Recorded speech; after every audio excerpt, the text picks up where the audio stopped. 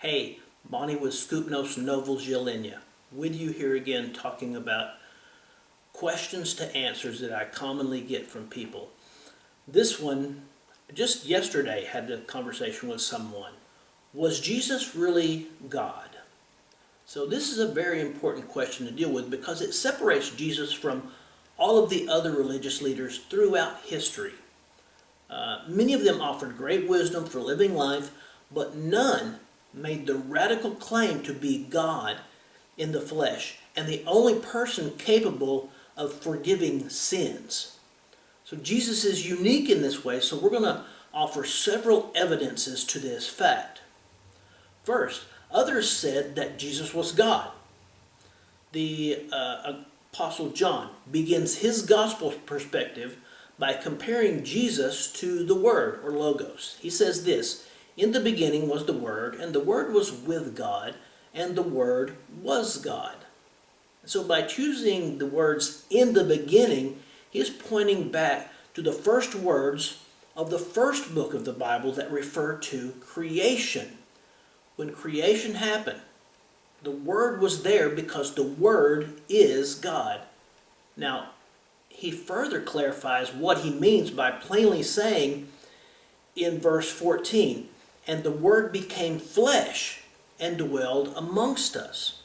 And we beheld his glory, the glory as of the only begotten of the Father." So there's no mistaking the claim that John is making here. Jesus is God in the flesh. Later, John records an interaction that Thomas, one of the other disciples, had with Jesus. Many had seen the resurrected Jesus, but Thomas had not been there when any of these appearances happened. So because of this, he says, "I'm not going to believe until I can put my hand in the holes in his hand and the hole in his side," that hole that had been left by the spear that was thrown at him to ensure his death.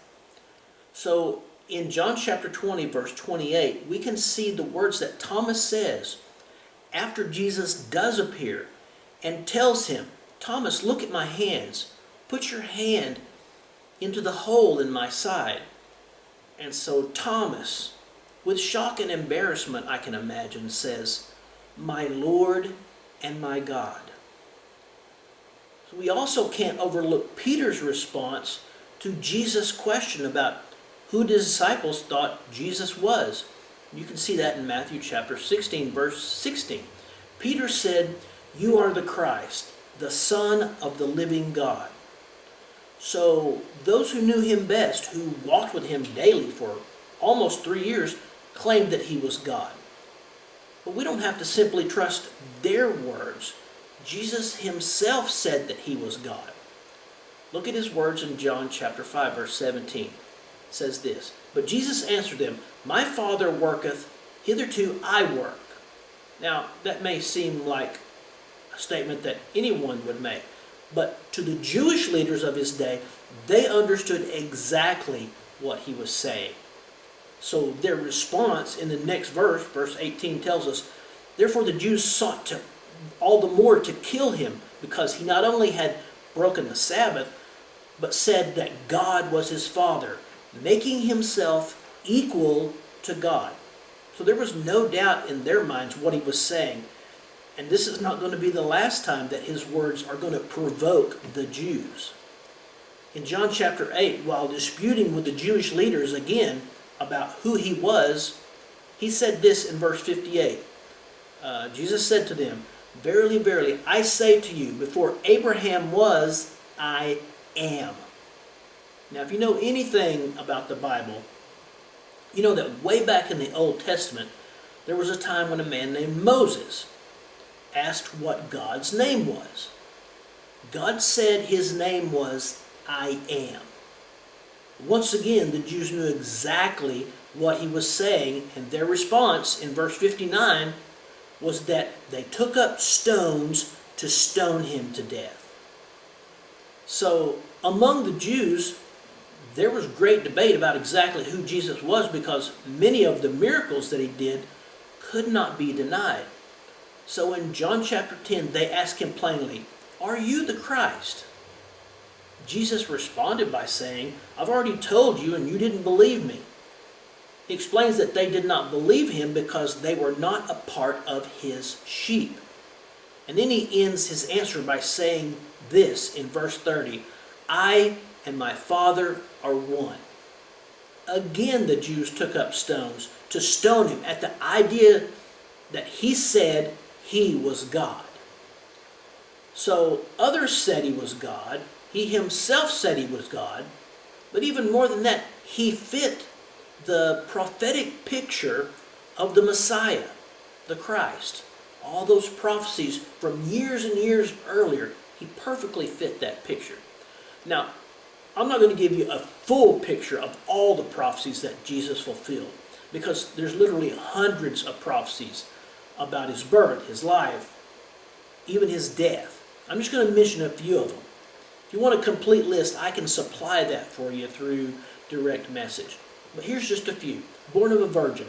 Isaiah chapter 7 verse 14, written 700 years before Jesus was born.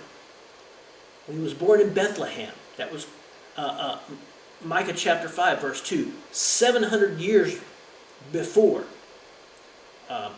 He would be mocked, whipped, killed by piercing hands and feet, bones out of joint, garments divided and gambled for. And all of these we can see in Psalm 22, written as many as 1,000 years before Jesus' life. The time of his birth, you see that in Daniel chapter 9, 600 years before his birth. That he would come from the tribe of Judah. And that comes from Genesis, the first book of the Bible, chapter 49, almost 1,400 years before he was actually born. And he would be betrayed by a close friend from Psalm 41, as many as 1,000 years before. So many prophecies here. It's just a small sample of completed prophecies. Now, I've heard the arguments that as a Jew himself, Jesus knew prophecies and could have gone out of his way to force them to be fulfilled through his actions. But the truth is, just from the prophecies that I mentioned above, most were not in any way in his control, like how many pieces of silver would buy his betrayal. How, too, could he arrange his family history?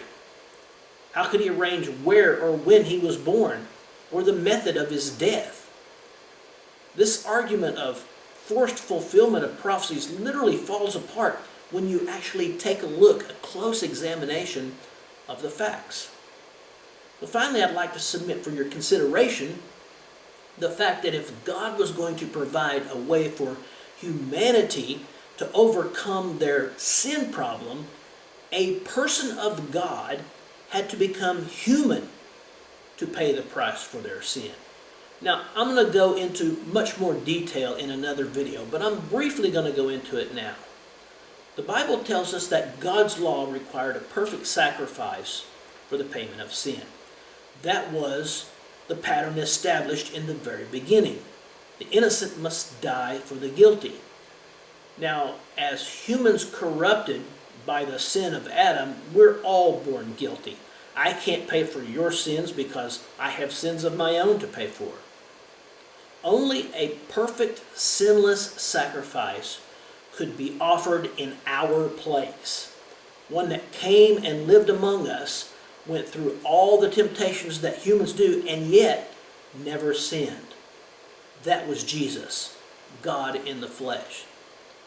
Now, some have said God could have avoided this problem by not allowing us to sin.